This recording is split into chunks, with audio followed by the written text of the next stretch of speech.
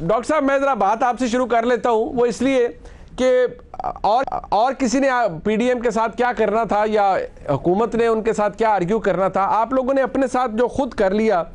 अब जो आपकी डेमोक्रेटिक मूवमेंट थी, ये एक फेल्ड मूवमेंट है और इसको हर कोई ये कह रहा है कि आज एएनपी अलहदा हो गई, अब पीपल्स पार्टी भी यही चाहेगी या नहीं चाहेगी या जो भी कहेगी, वो भी ये कहते हैं कि नहीं हमारा माजी बड़ा तल्ख है इन जमातों के साथ, लेकिन हमने जो फैसले किए वो दुरुस्त किए। लेकिन जिस तरीके से पीएमएलएन का कंडक्ट है या मौलाना फजल रहमान साहब का कंडक्ट है, ये इत्तेहाद, इसकी अहमियत दिन ब दिन ख़त्म हो रही है। पीएमएलएन अब खुद भी कह रही है, जुबैर साहब को मैं सुन रहा था कि जी हमें मुस्तकबिल से कोई अच्छी उम्मीद नज़र नहीं आ रही।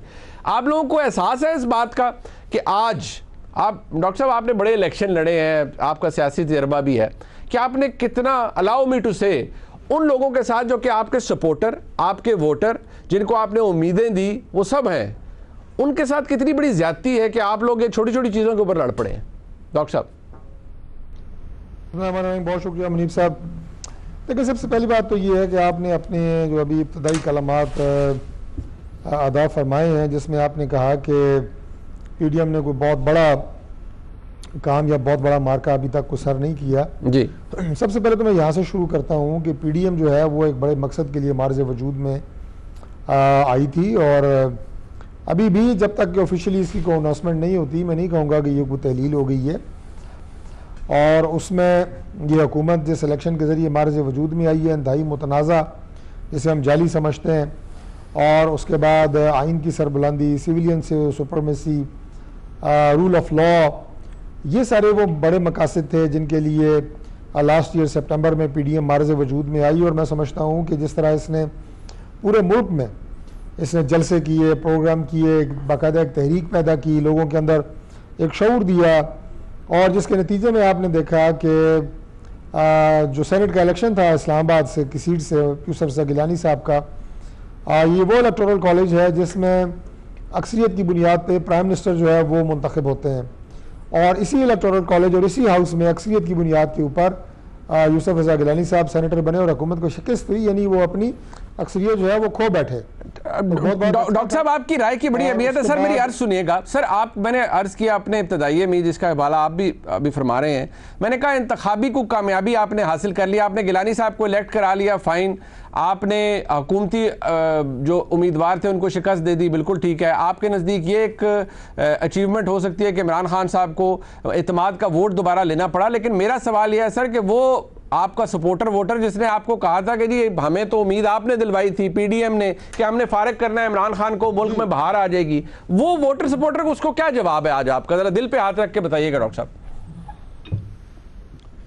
देखिए, मैं अगर सिर्फ आपके सवाल का बहुत मुख्तसर जवाब दूं तो यकीनन पीडीएम की आज जो सूरत हाल है वो हमारे लिए कोई खुशी का बायस नहीं है, इसमें कोई दो राय नहीं है। लेकिन जहाँ तक पीडीएम के जो अगराज व मकासद हैं जी, अगर कोई जमातें पीडीएम का साथ छोड़ना चाहेंगी तो पीडीएम अपना सफ़र जारी रखेगी। ठीक है जी। ऐसा नहीं है कि किसी एक या दो जमातों के पीडीएम का साथ छोड़ देने से पीडीएम अपना काम छोड़ देगी या अपने टारगेट को हासिल नहीं करेगी। जिस तहरीक की बुनियाद पीडीएम के प्लेटफॉर्म से रखी गई थी वो खत्म हो जाएगी। तारिक भाई ऐसा बिल्कुल सर तारिक भाई बात सुनिएगा सर, एएनपी ठीक है चली गई, पीपल्स पार्टी अपना फैसला खुद करेगी, उन्होंने जाना है रहना जो भी है। जिस तरह से अगर पीपल्स पार्टी अब वो आपके साथ लॉगर हेड्स पर है, कोई अच्छे ताल्लुकात नहीं है, आप लोग एक सीट के पीछे तलखी बड़ी है बहुत से इश्यूज पे, और अब एक दूसरे के खिलाफ बातें लीडरान की हद तक हुई हैं। मुझे ये बताएं, आपने कहा इसके अगराजों जो मकासद हैं इस पीडीएम के, वो आप उसकी जिद्दोजहद तो ये थी ना सर कि आपने सिविलियन सुप्रीमेसी लाने की। आप मुझे बताएं पिछले 6 महीने की तहरीक और इन जलसों के नतीजे में कितनी सिविलियन सुप्रीमेसी आप ले आए हैं या कुछ क्या अचीव किया है? मैंने कहा ना, इंतखाबी कामयाबियों के अलावा सिवाय बयानों के और उस बिलकती हुई अवाम के जिसका एहसास बकौल आपके आपको था, इन तमाम जमातों को था, उनके लिए क्या अचीवमेंट है सर? गिलानी साहब सेनेटर बन गए, वो आज लीडर ऑफ द ऑपोजिशन है सेनेट में, क्या सेहत पे असर पड़ता है आपके हल्के के उस गरीब आदमी का जो अपना घर का सौदा नहीं पूरा कर पाता या जो बिजली का बिल नहीं दे पाता? तारिक भाई, आपके हल्के के लोगों का क्या भला हुआ इससे? मुनीब भाई, गुजारिश ये है कि पीडीएम ने जो तरीक़ाकार इख्तियार किया था वो तमाम टारगेट्स जो अभी आपने भी कहे, मैंने भी बयान किए, इस हुकूमत से जान छुड़ाना, इस अजाब से अवाम को निजात दिलाना, वो आईनी हुदूद के अंदर रह के ही पीडीएम ने काम करना है, बिल्कुल ठीक है, था, ठीक है जी। और वो इंतखाबी मार्के के जरिए ही मुमकिन है। जैसे आप इंतखाबी कामयाबी या इंतखाबी मार्के में कामयाबी आपने 2 या 3 दफ़ा फरमाया जी, पीडीएम का रास्ता इंतखाबी मार्के के जरिए ही है, जमहूरी अंदाज से है, इंतखाबी मैदान में ही इस हुकूमत को शिकस्त देना है, इसकी जाली मैंडेट को शिकस्त देना है। हमने कोई इंतखाबी मैदान के बाहर ना तो काम करना है, ना कोई गैर जमहूरी तरीका इख्तियार करना है, ना पहले करना है, ना आज करना है। चले आप कहते हैं आपने गैर जमहूरी काम नहीं करना। मुझे सिर्फ तारिक भाई ये बताइए, डॉक्टर साहब ये फरमा दीजिए, पाकिस्तान पीपल्स पार्टी को वो वोट जो कि गिलानी साहब को बकौल PMLN के या पूरी PDM के जो भी जमातें हैं उसके अंदर के जी बाप के वोट नहीं लेने चाहिए थे, वो पीपल्स पार्टी को उन्होंने कल भी गिलानी साहब ने कहा है कि भाई ये फैसला, ये जो दिलावर खान साहब हैं उनके सरबराही में 4 वो इंडिपेंडेंट सेनेटर्स हैं, वो बाप के लोग नहीं हैं। कि क्या वजह है कि कौन सा चश्मा है आप लोगों को वो लोग सारे बाप के नज़र आते हैं, आप यकीनी तौर पर समझ रहे हैं, और पीपल्स पार्टी को वो बाप के लोग नज़र नहीं आते, वो कहते हैं ये इंडिपेंडेंट सेनेटर्स हैं। ये कोई चश्मे का नंबर फ़र्क है या कोई मुख्तलिफ डायरेक्शन में देख रहे हैं आप लोग? क्योंकि आइडेंटिटी समझ नहीं आ रही ना कि वो बाप के लोग हैं या नहीं है। आपके नज़दीक क्या है, वो इंडिपेंडेंट है? मैं अब इस पहली बात तो ये है कि वो बाप से ही उनका ताल्लुक था, लेकिन मैं इस बहस में नहीं जाऊँगा। मैं ये कहूँगा कि जो PDM के सरबराह मौलाना फजल रहमान साहब ने, जिसे मैं तमाम मीडिया पे देख रहा हूँ कि पोर्ट्रे ये किया जा रहा है कि शोकाज नोटिस जारी कर दिया, तो शोकाज नोटिस तो आप अपने वो सरकारी मुलाजमीन को जारी होता है, अगर कोई आपके पास कोई इदारा है, फैक्ट्री है, कोई और ऑर्गेनाइजेशन है, उसके मुलाजमीन को जारी होता है, एम्प्लॉइज़ को जारी होता है। पाकिस्तान पीपल्स पार्टी एक इंडिपेंडेंट जमात है, ठीक है, शोकाज जारी नहीं किया गया, उससे वजाहत मांगी गई। अच्छा, आप अपने इस तर्ज अमल का वजाहत दे दें, और PDM के सदर मौलाना फजल रहमान साहब ने दी।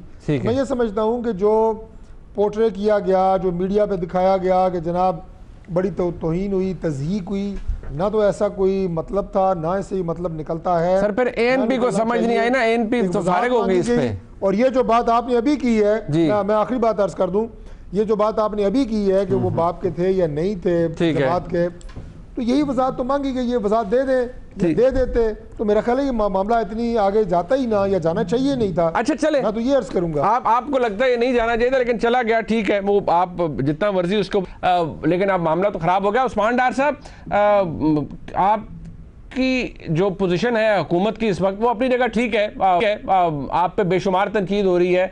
मैं ये बात ग्रास रूट लेवल पे इसलिए कि बहुत से लोगों से हम मिलते हैं जाते हैं, लोग महंगाई से तंग हैं, लोग बोलते भी हैं, लोग बुरा भला भी कहते हैं कि जी 2.5 साल हो गए, हुकूमत आ गई, सब कुछ हुआ, कुछ भी नहीं हुआ, और महंगाई से लोग तंग होते हैं, बोलते भी हैं। लेकिन एक बात ज़रूर है कि PDM को आप लोग कहते हैं जी ये फारग हो गई सब कुछ, लेकिन वो डॉक्टर साहब की एक बात तो माननी पड़ेगी, वो कहते हैं हमने इंतखाबी मार्के किए हैं, हासिल किए हैं, या इंतखाबी कामयाबी हासिल की है, उसी के नतीजे में तब्दीली आनी थी। वो कहते हैं हमने हुकूमत को झंझोड़ा है, जब हफीज शेख साहब हारे तो ये तो कामयाबी है PDM की, बाकी मकासद ऐसे हैं जिनके लिए जद्दोजहद जारी रहेगी। आप लोग कह रहे हैं PDM को सियासी ताज़ियत कर रहे हैं उनके साथ।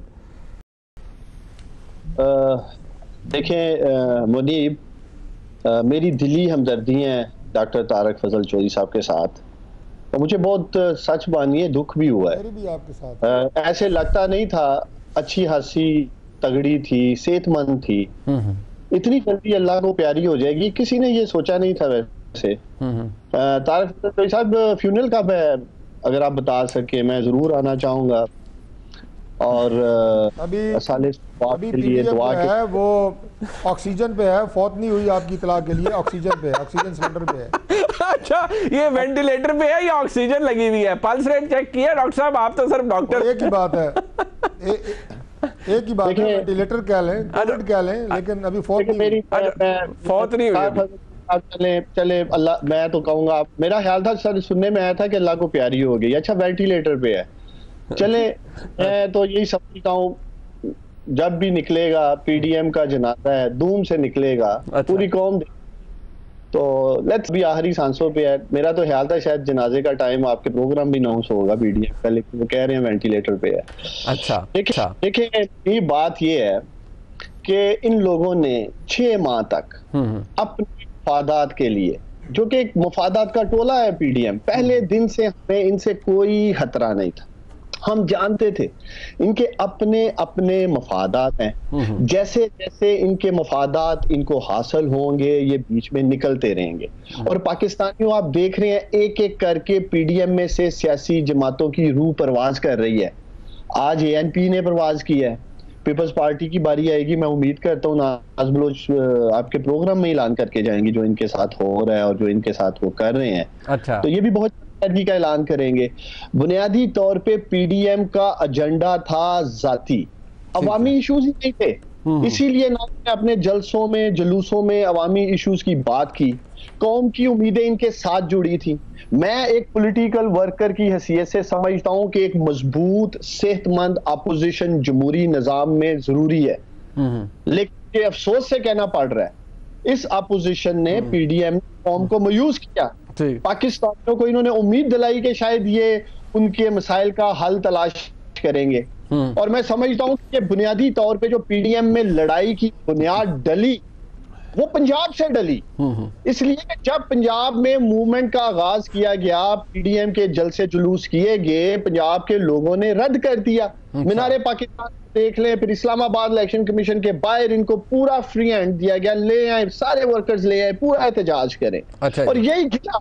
अगर नाज बलोच, मैं उम्मीद करता हूँ बहुत सारे राज मेरी इस बहन के दिल में भी हैं, आज ये कौम के सामने रखेगी मेरी बहन। अच्छा, और ये बताएंगे कि इनको असल एतराज पीपल्स पार्टी को इनसे था, पीएमएलएन वालों से। अच्छा, कि आप यहाँ के लोगों ने रद्द कर दिया है, लॉन्ग मार्च की तैयारी नहीं की गई, ये आसान रास्ता ढूंढ रहे थे। अवाम ने निकलना नहीं है, इस्तीफे दे दो, इस्तीफा इस्तीफा इस्तीफा। नून लीग ने रट लगाया रखी थी, ने पता था पंजाब में से लोग बाहर नहीं आएंगे, हमें एम्बेरसमेंट होगी, मायूसी होगी, इसलिए फेस सेविंग के लिए इस्तीफों का एक एजेंडा पकड़ लिया।